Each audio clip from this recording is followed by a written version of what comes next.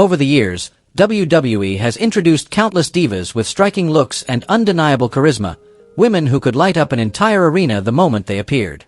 But as time passed, for many different reasons, from shifts in creative direction and real-life controversies to backstage tension and damaged relationships, some of the most memorable faces were quietly pushed out of WWE's history. They were once the center of attention, symbols of a certain era, yet now they've all but disappeared from the company's official memory. So who were they, and what really happened to them? Let's get right into it. Wrestling sphere, go! 1. Amy Weber. Amy Weber was one of those faces who appeared in WWE in a way that felt very typical of the Diva Search era, yet she also became one of those names the company seemed content to let fade away completely. Fans first got to know her through the 2004 Diva Search, a competition WWE used to introduce a number of new female personalities to television. Although she did not win the contest and finished in 4th place behind Chrissy Baine, Carmella de Caesar, and Giovani, Weber still made enough of an impression to earn a WWE contract. That alone showed the company clearly saw something in her at the time, even if it was not necessarily as a full-fledged in-ring performer. After joining WWE, Amy Weber was placed in JBL's cabinet, where she served as an image consultant alongside John Bradshaw Layfield. At a time when JBL was being presented as an arrogant, wealthy, and powerful figure, Weber's presence helped add even more shine and polish to that character. Still, her run on television did not last very long. The role itself existed for less than a year, and during that brief stretch, Weber had only one televised match. Ironically, it came against Giovani, another woman who had come out of the same Diva Search class. By February 2005, Amy Weber was gone from WWE. The reasons reportedly went beyond dissatisfaction with her pay, as she also spoke publicly about negative experiences backstage, including allegations involving harassment. With that in mind, it is not hard to understand why WWE has shown little interest in revisiting the period when she was part of the company. She may not have had a long or especially decorated run, but Amy Weber remains a clear example of someone who once had a visible role for a moment, only to later be treated by WWE as if she had never been there at all. 2. AJ Lee. AJ Lee was once one of the most prominent faces of the Divas era, yet if you look at the way WWE reflects on its own history, it can sometimes feel as though she never truly existed. Part of that comes from her connection to CM Punk, whose long and complicated fallout with the company created lasting tension. As Punk's wife, AJ seemed to get pulled into that invisible distance as well, which is why her name and everything she accomplished have so rarely been brought up by WWE, even though her impact during an important stretch of that era is difficult to deny. What made AJ Lee so significant was not just her unique personality or her ability to command attention on the microphone. She also built a resume strong enough to make her one of the defining figures of the Divas division. AJ shares the record for the most Divas Championship reigns with Eve Torres, with 3 title wins, and she also holds the record for the longest combined time as champion at 406 days. Those are not small accomplishments. They are clear proof that AJ stood at the very top of the division for a meaningful period of time. And yet the strange part is that the more successful she was, the less WWE seemed interested in mentioning her when looking back at the past. Her run was not limited to wrestling, either. AJ Lee also had a memorable stint as Raw general manager, which added another unusual chapter to her career. Even so, that is another part of WWE history the company has never seemed especially eager to revisit. Still, AJ's appeal never really disappeared. And now, with both her and CM Punk back in the spotlight, they continue to receive a tremendous amount of love from fans. In many ways, that is proof that some names may be overlooked on the surface, but they never truly fade from the audience's memory. 3. Lauren Jones. Lauren Jones is one of the rare examples of someone who left WWE early and still made people look back and admit that it was probably the smartest decision she could have made for her future. Born in Jackson, Mississippi, Lauren entered WWE as a contestant in SmackDown's Rookie Diva of the Year competition at No Way Out 2004. She was never pushed especially hard on television, but she still stood out enough for WWE to want to keep her around after the contest and include her in longer-term plans. The original idea was for Lauren Jones to enter into a storyline with Dawn Marie, with Lauren playing the babyface role. For a newcomer, that was not a bad opportunity at all, since not everyone entering the system was given such a clear direction so quickly. But Lauren saw things differently. Instead of staying in the wrestling business and trying to build a career there, she chose to walk away and focus on opportunities outside of WWE. At the time, that decision may have surprised some people, but in hindsight, it was clearly a very wise turning point. After leaving WWE, Lauren Jones quickly found success in several different fields. She served as a spokesperson for MetRx Nutrition from 2005 to 2008, then continued building her public image by finishing as first runner-up at Miss Mississippi 2009. She did not stop there, either. Lauren also appeared in films such as Spider-Man 3 and The Expendables, showing that she had the ability to expand her path into entertainment. Still, her biggest accomplishment may have come in business, when she founded the footwear brand Lauren Lorraine Shoes in 2013 and went on to serve as the company's chief creative officer. If WWE once saw her as just a passing face, Lauren Jones' life afterward proved the exact opposite. 4. Carmella de Caesar. Before WWE had the Carmella modern fans know today, the company once had Carmella de Caesar, one of the standout faces of the 2004 Diva Search.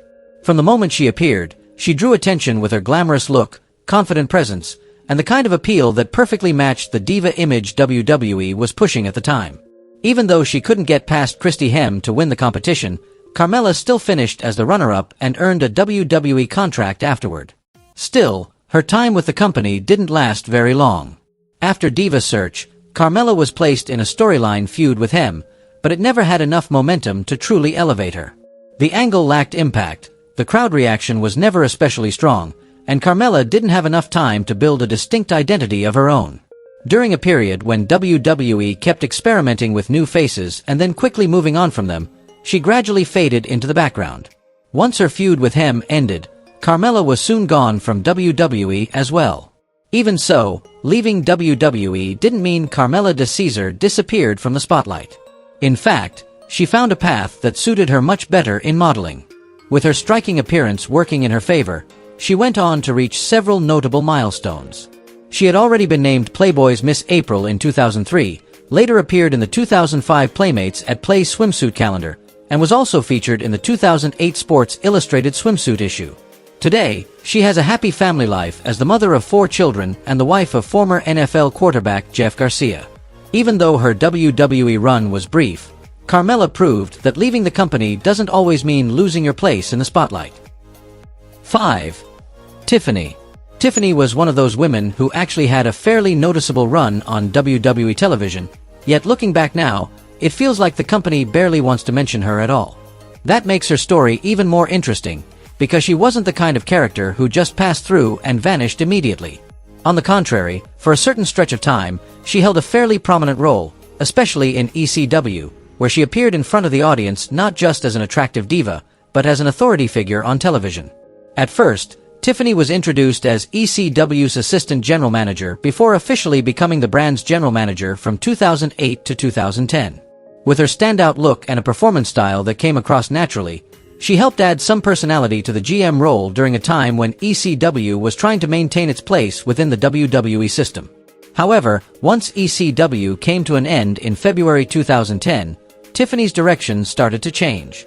She was moved over to SmackDown, but she no longer served in an authority role. Instead, she transitioned into wrestling full-time and teamed up with Kelly Kelly to form Blondaturage, a pairing that felt very much in line with the diva era. But that stretch didn't last long. In August 2010, Tiffany became involved in a real-life incident with her then-husband Drew McIntyre. The situation was classified as domestic violence, leading to her arrest, a brief stay in custody, and later release on bond. It was clearly a major blow to how WWE viewed her. The company quickly suspended Tiffany, and from that point on, she never returned to television.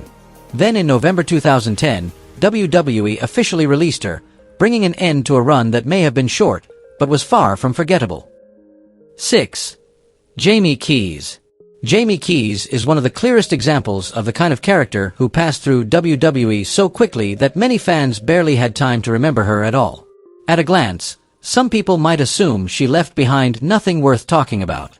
But in reality, Jaime showed up during a very unusual period, when WWE was still trying to turn NXT into a show that was part competition and part entertainment. Because of that identity crisis, more than a few new faces ended up getting lost in a format that never seemed to know exactly what it wanted to be. Before joining WWE, Jaime Keys had already made a brief appearance in TNA, where she accompanied Kevin Nash at Final Resolution in 2009. It wasn't a major role, but it did show that she had already gotten a taste of the wrestling world on television. Then in June 2010, Jaime officially debuted in WWE as a ring announcer on NXT. With her striking appearance, confident presence, and solid delivery, she looked like someone the company could have done more with if she had been developed the right way. The problem was that Jaime landed in NXT Season 3, a season that is often remembered as one of the best examples of WWE handling its divas in a half-hearted and unserious way.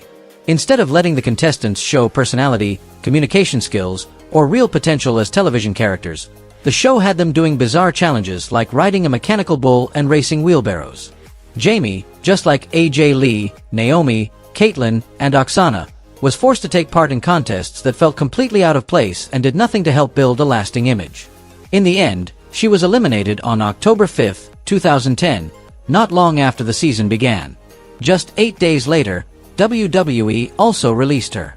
Jaime Keys' WWE run was so short that she barely had a chance to create any real impact. And because everything came and went that fast, she gradually became one of those names that both WWE and the fans found easy to forget. 7. Chrissy Baine. Chrissy Baine was one of those faces who appeared in WWE so briefly that many fans barely had time to remember her. She wasn't around long enough to make a real impression, and she was never given a major storyline that could keep viewers invested. Because her run ended so quickly, Chrissy became the kind of performer WWE gave a chance to, only to have her disappear before anything truly had the chance to begin. Baine signed with WWE in 2006 and spent most of her time working in developmental territories like Deep South Wrestling and Florida Championship Wrestling. There, she gained experience and waited for her opportunity to step onto a bigger stage. It was the usual path before making it to television, and at the time, Chrissy was seen as someone with a striking look and real potential. Her SmackDown debut came in 2007, when Chrissy suddenly attacked Tori Wilson after a match with Victoria. It was the kind of moment that grabbed attention and made it seem like WWE was preparing something bigger for her. But things never moved forward the way many expected. A week later, Chrissy showed up once more in a backstage segment with Vicky Guerrero, and then she almost completely vanished from the show. On October 10th, Chrissy Baine left WWE alongside Connor, as both of them were dealing with serious health issues within their families. Connor eventually returned to WWE, but Chrissy never came back. Because everything ended so early, she gradually became one of those forgotten names in Divas history. 8. Tori. When wrestling fans hear the name Tori today, quite a few of them easily confuse her with Tori Wilson, who became a much more recognizable name in the years that followed. But in reality, Tori arrived in WWE first, and she actually had a run memorable enough to carve out her own identity, even if she eventually became one of the names the company has mostly left behind. Tori made her WWE debut in 1998 with a character that immediately stood out. She was portrayed as an obsessive fan who was almost completely fixated on Sable.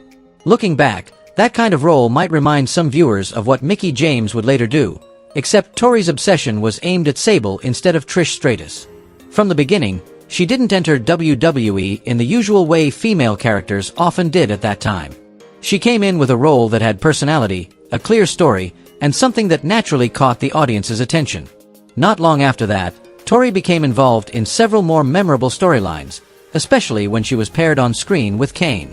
Still, many fans probably remember her most for the period when she was associated with X-Pac and D-Generation X. Being linked to one of the most iconic factions of that era gave Tori more visibility and placed her in segments that reflected the rebellious, chaotic energy of late 1990s WWE. She also made history by competing in WWE's first-ever women's hardcore match against Ivory, a moment that showed she was more than just a background presence in the story. Even though she held some meaningful roles, Tori's WWE run came to an early end when she was released in 2001. After leaving wrestling behind, she chose a completely different life, returning to Portland, Oregon, where she pursued a career as a yoga instructor and even ran her own studio. 9. Brooke Adams. Brooke Adams is one of those names that, if you only look at her time in WWE, many people would assume she just showed up briefly and then quickly disappeared. She appeared on ECW from January to November 2007 and was best known as a member of Extreme Expose alongside Kelly Kelly and Layla. It was an act that perfectly fit the Divas era, focusing far more on glamour and entertainment than on giving the women involved a chance to build real character depth or prove themselves in the ring. Because of that, Brooke never had many opportunities to go far in WWE. Compared to Kelly Kelly and Layla, she wasn't given major storylines, and she didn't have a long enough run for fans to clearly see her growth. Once WWE moved into the PG era and almost completely stopped acknowledging Extreme Expose, Brooke Adams became even easier to forget. Even so, it was after leaving WWE that Brooke truly proved her value. In TNA, she found much greater success, becoming a 3-time Knockouts champion, a 1-time Knockouts Tag Team champion, and earning recognition from PWI as the 7th best female wrestler in 2012. In 2015, she left TNA due to pregnancy, and in 2016, she welcomed her son Jace into the world, bringing that chapter of her life to a very personal close. 10. Oxana. Oxana was one of those WWE names that many fans may vaguely remember seeing on television quite often for a certain stretch, yet still struggle to point to anything truly major she left behind. She finished 4th on Season 3 of NXT, behind Caitlyn, Naomi, and AJ Lee, all of whom would later go on to leave a much clearer mark. Even so, like them, Oxana still got the chance to move up to the main roster, officially debuting in August 2011. At first, WWE did not present her as a pure wrestler right away. Instead, Oxana was placed in the role of assistant to Teddy Long, who was still serving as SmackDown's general manager at the time. With her striking look and noticeable on-screen presence, she quickly became a familiar part of backstage segments involving Long. However, once Teddy was no longer in the GM role, Oxana's direction changed as well. She was then moved into a managerial role for Antonio Cesaro, back when he had not yet become a major star and was still being introduced under his full original name. Although she did wrestle during that period, Oxana was generally remembered more as an accompanying figure outside the ring than as someone who truly stood out in WWE's women's division. The company never seemed fully certain whether she was supposed to be a manager, a supporting character, or a female talent worth building around for the long term. That sense of uncertainty left her with a decent amount of screen time, but very little lasting impact. After less than 3 years with the company, Oxana left WWE in June 2014, bringing a brief and fairly quiet run to an end. 11. Lauren Mayhew. Lauren Mayhew was one of the shortest-lived names in WWE, so brief that many fans barely had time to figure out who she was before she disappeared from television. Even though her stay was extremely short, Lauren still serves as an example of how WWE experimented with new faces in ECW during the late 2000s. She debuted on the ECW brand in October 2009 as a ring announcer. Lauren was not introduced as a wrestler or as a central figure in any storyline. Instead, she was there to handle match introductions and help round out the overall presentation of the show. Even so, thanks to her standout appearance and confident presence, she was still someone viewers could easily notice. That run, however, ended almost as quickly as it began. By late November 2009, Lauren Mayhew's short-term contract had expired. WWE and Mayhew were unable to reach an agreement on a longer deal, which meant her time with the company came to a close after only a few weeks. After leaving WWE, Lauren continued working in entertainment, appearing in film, television, and music. Because everything came and went so quickly, she became one of those faces that were very easy for fans to forget. 12. Jackie Gayda. Some names are forgotten because they were never given enough of a chance to shine, but others are remembered for a reason they probably wish could be erased from their careers. Jackie Gayda falls into that second category. For many WWE fans, the moment most associated with her name was not a major win, a memorable storyline, or a standout performance. Instead, it was an infamous match where almost everything seemed to keep going off track. That 2002 mixed tag team match became the defining moment tied to Gayda's name, especially because of the blown spot involving Trish Stratus taking a bulldog, along with several other mistakes that happened throughout the bout. The performance was so rough that the match earned a negative reputation almost immediately, and Jackie Gayda, Christopher Nowinski, and Trish Stratus were given the Wrestling Observer Award for Worst Worked Match of 2002. That is obviously not the kind of distinction anyone wants attached to their resume. Because that moment stood out so strongly in the worst possible way, Jackie Gayda was almost never viewed afterward as someone who could really break through in WWE. Her profile gradually faded, and her name was rarely brought up again by the company in later years. Even so, her wrestling journey did not end there completely. She went on to work for TNA from 2005 to 2006 before leaving the company due to pregnancy. Around that same period, Jackie married Charlie Haas in 2005. After stepping away from the spotlight, she moved into a very different life, becoming a mother of 4 and helping run a nutrition and supplement store with her husband in Frisco, Texas. Once known for one very forgettable night in the ring, Jackie Gayda now lives a much quieter life in a world far removed from WWE. 13. Lena Yada. Lena Yada is one of those women who showed that WWE was willing to experiment with her several times, but never truly seemed to know how to turn her into a character with a clear identity or lasting appeal. Her journey with the company began during the 2005 Diva Search, when the Hawaii native tried her luck for the first time but only made it to the top 30. 2 years later, Yada returned and performed much better. Even so, she still fell short of winning, finishing in 3rd place. What made it interesting was that her loss didn't close the door on WWE at all. Quite the opposite. Less than 3 weeks after the competition, she was still offered a contract. Still, getting signed didn't mean she was given a steady direction. During her time in WWE, Lena Yada was constantly shuffled between different roles, from backstage interviewer to an on-screen associate for Victoria and Layla. She appeared on television and was involved in several segments, but everything felt brief and never lasted long enough for fans to truly remember her. It took nearly a full year after signing for Yada to finally have her first match. Ironically, that moment was almost the end of the road, because just 1 week after stepping into the ring, WWE released her. After leaving the company, Lena Yada moved into a completely different chapter of her life. She married David Draymond, the lead singer of Disturbed, and later became the mother of a son. Compared to her forgettable run in WWE, life after the spotlight may have been where she finally found real stability. 14. Joy Giovani. Joy Giovani first caught the attention of WWE fans when she appeared in the 2004 Diva Search, a competition that opened the door for several new faces to enter the world of wrestling entertainment. Even though she didn't win and only finished in 3rd place, Giovani still made enough of an impression to earn a WWE contract. But like several other names who came out of that year's Diva Search, she quickly found herself in a familiar position, appearing on television without ever really carving out a clear place for herself. During her time in WWE, Joy Giovani was presented as a seductive massage therapist, the kind of role that fit perfectly within the diva era, when appearance often mattered more than character depth. Most of her time on screen was tied to Big Show, but even that connection wasn't enough to turn her into a long-term standout.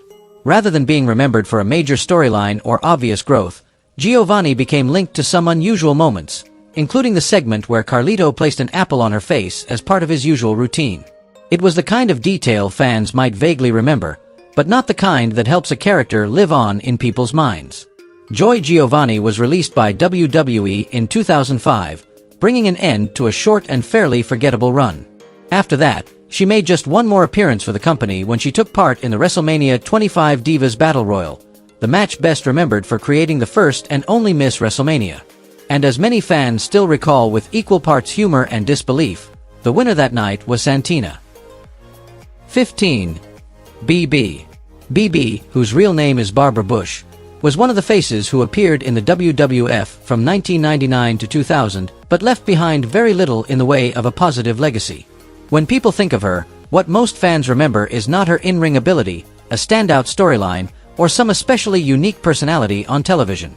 Instead, she is remembered mostly for being part of the kind of character presentation that was very typical of WWF at the time. In other words, BB was used more as part of the loud, attention-grabbing entertainment atmosphere than as someone WWE ever truly tried to develop into a layered on-screen figure. In fact, the rare times BB did get noticed on television usually had very little to do with wrestling skill. She was mainly placed in situations built around physical appeal, making her more memorable for her looks than for any meaningful contribution in the ring.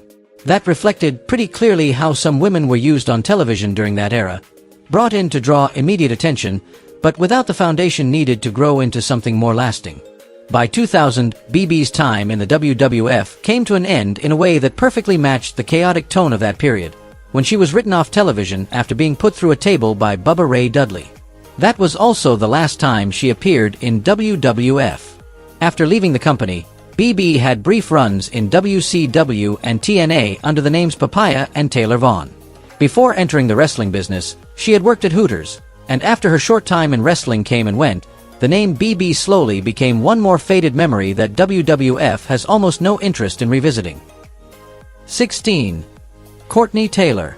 Courtney Taylor is one of those rare names that even fans who watched WWE pretty regularly could easily overlook.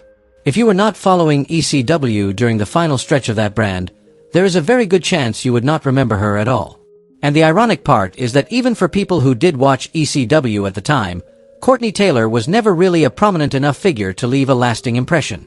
She debuted in August 2009 as a backstage interviewer, a role that could have helped someone become familiar to the audience over time if they were given enough room to grow. But for Taylor, that opportunity was practically over before it ever had the chance to begin. After just 2 weeks on ECW, she was replaced to make room for Savannah. That is such a short amount of time that viewers barely had the chance to recognize her, let alone build any kind of connection. 4 months later, Taylor unexpectedly resurfaced on Raw, but not in a serious role or one that seemed to have any real long-term direction. Instead, she appeared in a very bizarre segment, playing Ellen Nordegren, Tiger Woods' ex-wife, chasing a man in a tiger costume with a golf club. It was the kind of skit that made people raise an eyebrow because of how strange it was, and it also turned out to be her final appearance on any WWE program. By April 2010, Courtney Taylor was officially released, ending a WWE run so brief that it barely left any real trace behind. After leaving the company, her life moved in a much quieter direction. Taylor got married, and in 2011, she welcomed a daughter. In WWE, she was little more than a passing face. But in her own life, the chapter that came after the spotlight may have ended up meaning far more. 17. Rochelle Loewen. Rochelle Loewen was never a particularly prominent name in WWE history, but she did make a few appearances that viewers might remember if they were paying close attention during that period. The Edmonton, Alberta native made her debut on SmackDown in 2004 during a segment involving John Cena. At the time, Cena brought Rochelle and several other women out to ringside for his rap battle with Kenzo Suzuki. Even though her role was very small, simply being part of a segment with Cena when he was starting to gain major momentum ended up being the most memorable part of her short time in WWE. Beyond that appearance, Rochelle was also involved in a backstage segment that felt very typical of the Divas era. She stood alongside Dawn Marie, Michelle McCool, and a few other women as they distracted Amy Weber, giving Joy Giovani the chance to sneak up from behind and dump a milkshake on her. Still, that was pretty much the extent of Rochelle's run before WWE released her in early 2005. After leaving the company, she moved on to the Lingerie Football League, where she stayed until 2007. Rochelle came and went so quickly that many fans barely even remember she was ever on WWE television at all. 18. Maria Kanellis. Compared to many of the other names on this list, Maria Kanellis actually held a fairly meaningful place in WWE for a while. She was not the kind of character who showed up for a few weeks and vanished without a trace.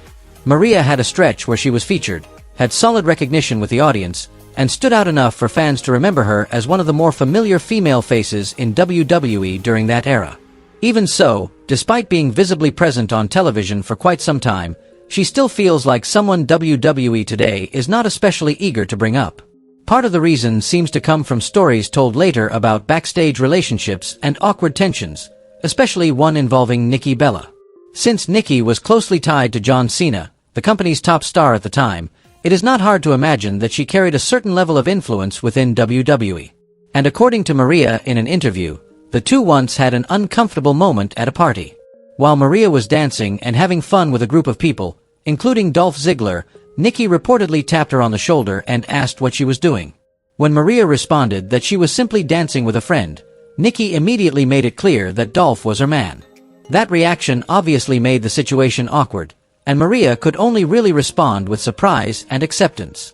Of course, one isolated story is not the full reason WWE may not mention Maria very often, but it does offer some insight into why she may not be tied to pleasant memories for everyone involved. And as long as those relationships remain unresolved, the chances of Maria Kanellis being openly revisited by WWE will probably continue to feel very slim. 19. Anastasia. Anastasia is one of those women who appeared on WWE television but faded so completely into the background that many fans barely remember who she was. She made her debut on SmackDown in October 2007 as a backstage interviewer, a role that may not sound especially flashy, but one that can still help someone stand out if they have enough personality and know how to make the most of their screen time. Unfortunately, Anastasia never truly managed to do that. During her short run in WWE, she was never part of any segment memorable enough for fans to look back on, and she never developed a distinct presence that could separate her from the many other faces appearing on television at the time. By July 2008, WWE decided to release Anastasia, believing she was still too inexperienced to handle the role effectively. That brought her brief time with the company to an end. Even though she failed to leave much of an impression in WWE, Anastasia continued exploring other paths in entertainment.